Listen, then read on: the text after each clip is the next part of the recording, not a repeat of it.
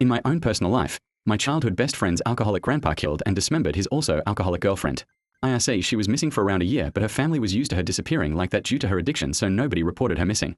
Well, Grandpa died, and my childhood friend was supposed to get his car that was parked about a block away from his house, but her aunt claimed it instead, and my friend was pissed and decided to call and get the car towed, being petty, so her aunt wouldn't be able to get the car out without going through a lengthy process since the car was in the grandpa's name still.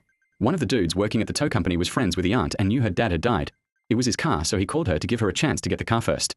She went to pick it up and noticed 2 or 3 totes in the backseat, and for whatever reason, she started opening them up right there and saw they were full of different sized vacuum-sealed bags. She couldn't tell what was in the bags. They were made with that material that gives like a frosted look, and could only tell that whatever was in them was all a dark color. She decided to open one of the bags and was immediately hit with an extremely foul odor, and at first she thought it was deer meat or something that had gone bad, but when she finally actually looked inside the bag, it was a human hand.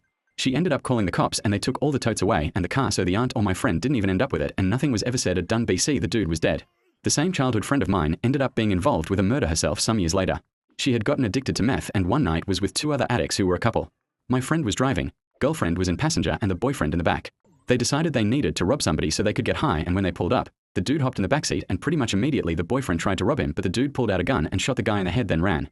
My friend and the girlfriend then drove to the hospital, and instead of getting help, they just pushed him out of the car and fled.